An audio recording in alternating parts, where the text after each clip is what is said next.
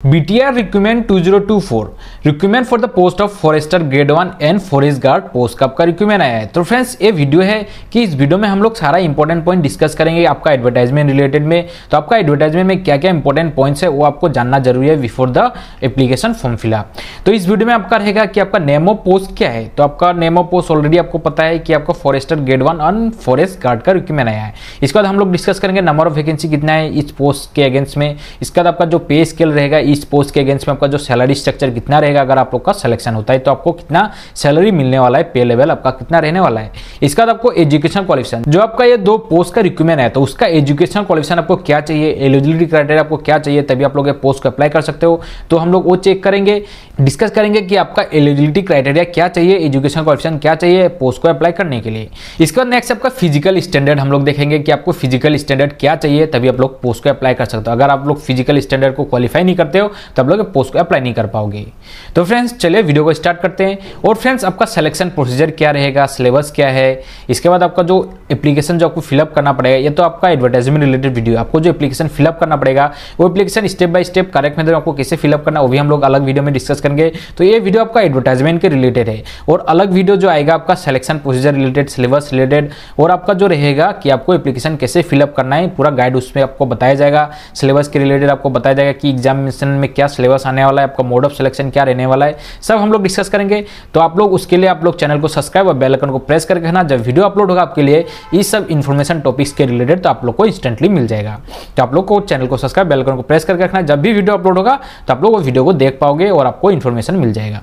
तो फ्रेंड्स चलिए वीडियो को स्टार्ट करते हैं। जो आपका एडवर्टाइजमेंट रिलेटेड वीडियो है कि आपका एडवर्टाइजमेंट में क्या क्या दिया गया है, इंपॉर्टेंट पॉइंट्स जो आपको जानना जरूरी है। तो फ्रेंड्स आपका जो एडवर्टाइजमेंट आया था, आपका एडवर्टाइजमेंट पब्लिश हुआ था डेट 13/03/2024 को, 13 मार्च को आपका पब्लिश हुआ है जो आपका रिक्रूटमेंट आया था।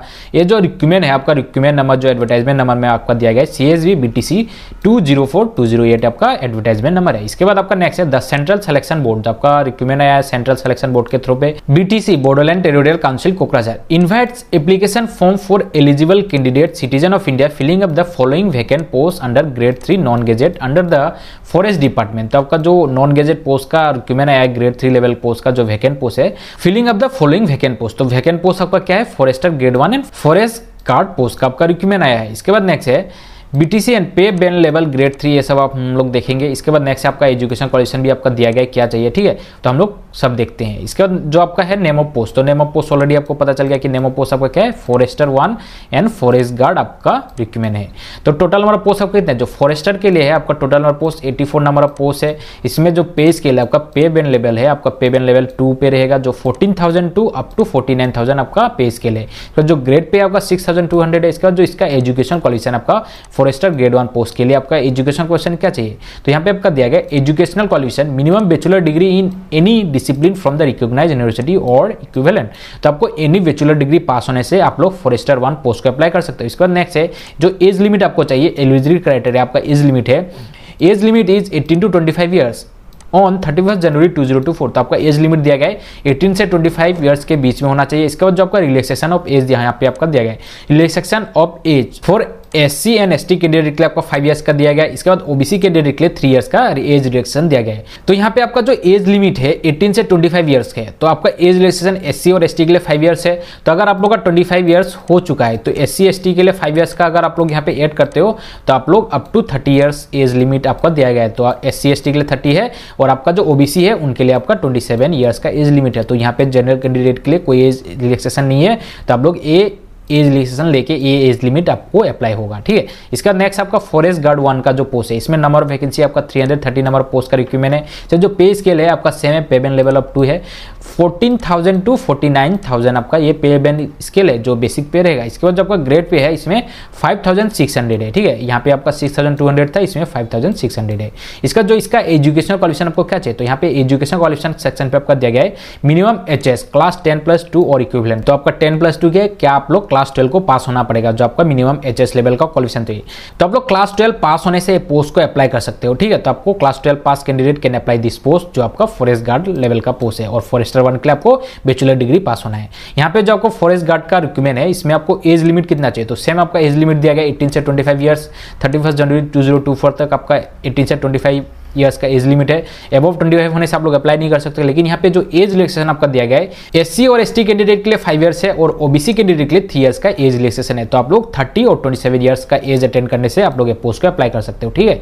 इसके बाद नेक्स्ट दिया गया आपका फिजिकल स्टैंडर्ड। तो आपको फिजिकल स्टैंडर्ड क्या है, तो आपका हाइट जो है और चेस्ट का आपका मेजरमेंट फिजिकल स्टैंडर्ड में है। तो जो आपका हाइट है जनरल कैटेगरी कैंडिडेट, तो जनरल कैटेगरी में आपका क्या होगा, तो आपका होगा other than hill and plain tribe category. जो आपका ट्राइब कैंडिडेट है उनको बाद देके जो जनरल कैंडिडेट है एससी ओबीसी जनरल कैंडिडेट, उनके लिए आपका जो हाइट है आपका मेल कैंडिडेट के लिए 163 cm चाहिए और फीमेल के लिए 150 cm। और जो आपका hill and plain tribe category candidate है उनके लिए जो हाइट है आपका 153 सेंटीमीटर चाहिए मेल कैंडिडेट के लिए, और जो फीमेल कैंडिडेट है उनके लिए आपका 145 सेंटीमीटर चाहिए। इसके बाद जो आपका चेस्ट है, चेस्ट का एक्सपांडेड आपका यहाँ पे दिया गया है, एक्सपांडेड कितना होना चाहिए और नॉर्मल आपका कितना है वो होना चाहिए। तो नॉर्मल में आपका 84 सेंटीमीटर है और एक्सपांडेड में 89 सेंटीमीटर होना चाहिए जो मेल कैटेगरी कैंडिडेट। इसके फीमेल के लिए आपका 79 सेंटीमीटर आपका नॉर्मल होना चाहिए और एक्सपांडेड में 84 सेंटीमीटर आपका चेस्ट होना चाहिए, तभी आप लोग ये पोस्ट के लिए क्वालिफाई किए जाओगे। तो फ्रेंड्स ये था आपका नेम ऑफ पोस्ट क्या था, नंबर ऑफ वैकेंसी, पे स्केल हमने देख लिया, एजुकेशन क्वालिफिकेशन और एलिजिबिलिटी क्राइटेरिया आपको क्या चाहिए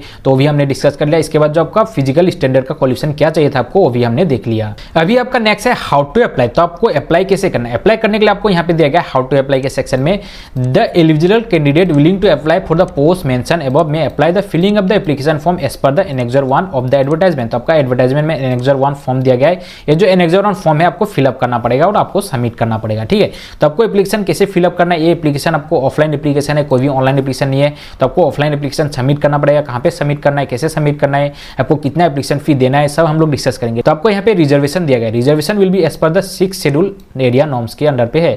the candidate only from BTC area need to apply, तो other candidate can not apply. तो अगर आप लोग बीटीसी के रेसिडेंट्स हो, बीटीसी एरिया के, तभी आप लोग पोस्ट को अप्लाई कर पाओगे। अगर आप लोग अप्लाई भी करते हो अदर कैंडिडेट तो आपका एप्लीकेशन रिजेक्ट कर दिया जाएगा, ओनली बीटीसी एरिया कैंडिडेट का एप्लीकेशन एक्सेप्ट किया जाएगा। इसके बाद आपको यहाँ पे डॉक्यूमेंट के सेक्शन में दिया गया आपको क्या क्या डॉक्यूमेंट्स देना है यहाँ पे, तो ये सब हम लोग डिस्कस करेंगे जब आप लोग को ये मैं एप्लीकेशन फॉर्म फिलअप करके बताऊंगा तो क्या क्या आपको डॉक्यूमेंट सबमिट करना है एप्लीकेशन फॉर्म के साथ। इसका जो आपको फी स्ट्रक्चर है, तो आपको फी पे करना पड़ेगा, जो आपको ट्रेजरी चालान आप लोग पे कर सकते हो, नहीं तो आपको आईपीओ डिपोजिट करना है। जो आईपीओ है आपका 150 रुपीज है, ओबीसी एमओबीसी और जनरल कैटेगरी कैंडिडेट के लिए आपको 150 रुपीज आईपीओ पे करना पड़ेगा या फिर ट्रेजरी चालान जो आपको एप्लीकेशन फी पे करना पड़ेगा। इसके बाद जो 100 रुपीज है, 100 रुपीज आपको एससी और एसटी कैंडिडेट के लिए आपका ये एप्लीकेशन फी है जो आपको आईपीओ या फिर आप लोग को ट्रेजरी चालान पे करना है, ठीक है। तो आप लोग का एप्लीकेशन फी कितना हुआ 150 ओबीसी एमओबीसी और जनरल कैंडिडेट और 100 रुपीज एससी और एसटी कैंडिडेट के लिए।